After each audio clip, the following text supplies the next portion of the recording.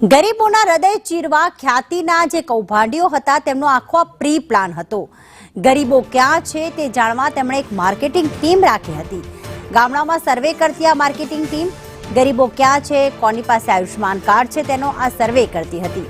કૌભાંડીઓએ 7 લોકોની marketing team બનાવી હતી, જેમાં આ 7 લોકોની ટીમમાં મેનેજર હતા, 2 આસિસ્ટન્ટ મેનેજર હતા અને 4 કર્મીઓ હતા। ટીમના મેનેજરને 1.5 લાખ પગાર અપાતો, 2 આસિસ્ટન્ટ મેનેજરને 1-1 લાખ પગાર અપાતો, જ્યારે 4 જે કર્મચારીઓ હતા તેમનો પગાર હતો 25 થી 50 હજારનો। માર્કેટિંગ ટીમ અમદાવાદ, ગાંધીનગર, મહેસાણા એટલે કે જે ખ્યાતિ હોસ્પિટલને સૌથી નજીક છે, આજુબાજુના જે જિલ્લા છે તેમાં સર્વે કરતી હતી, જેમાં ગ્રામજનોની સંખ્યા કેટલી છે, કેટલા પાસે આયુષ્માન કાર્ડ હતી તેને સર્વે કરવામાં આવતો।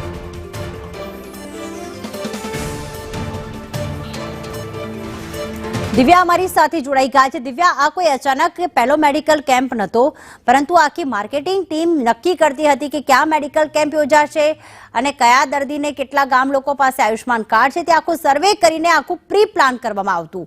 અત્યાર સુધી કેટલા પ્લાન કર્યા છે, કેટલા સર્વે કર્યા છે, કેટલી ટીમ હતી, શું વિગતો સામે આવી?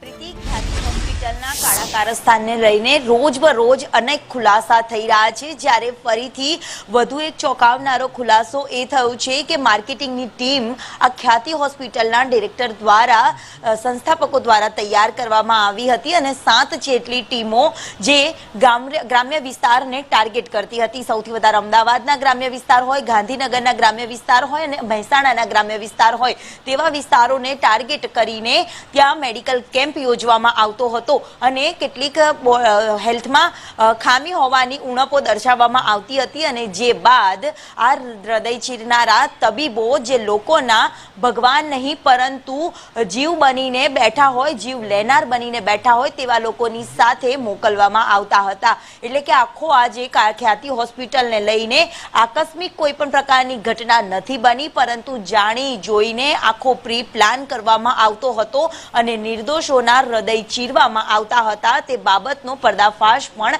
થઈ રહ્યો છે। મહત્વનું છે કે ખ્યાતિ હોસ્પિટલના તબીબ ડોક્ટર પ્રશાંત વજીરાની હાલ રિમાન્ડ પર છે। ક્રાઇમ બ્રાન્ચે તપાસનો ધમધમાટ પણ શરૂ કર્યો છે, જે મુદ્દે તપાસમાં અનેક ખુલાસા પણ કર્યા છે અને આ જ આખી જે ટીમ તૈયાર કરવામાં આવતી હતી માર્કેટિંગની અને 7 લોકોની ટીમ દ્વારા આખું કારસ્તાન કરવામાં આવતું હતું, તે બાબતનો પણ ખુલાસો આ રિમાન્ડ દરમિયાન ડોક્ટર પ્રશાંતે પોતાનું મોઢું ખોલ્યું છે અને અનેક ખુલાસા આ મુદ્દાને લઈને થઈ શકે છે। એટલે કે ખ્યાતિ હોસ્પિટલને લઈને ગ્રામ્ય વિસ્તારોને ટાર્ગેટ કરવામાં આવતા હતા, સાથે જ આકસ્મિક નહીં પરંતુ આ પ્રી પ્લાન કરીને આખું ષડયંત્ર કરવામાં આવતું હતું અને સૌથી વધારે ગ્રામ્ય વિસ્તારોને જ ટાર્ગેટ કરવાનું નક્કી કરવામાં આવ્યું હતું। સાથે જ માર્કેટિંગના ટીમોને પણ મહત્વના ટાર્ગેટો આપવામાં આવતા હતા, તે બાબતનો ખુલાસો થયો છે। આભાર દિવ્યા તમામ વિગતો માટે।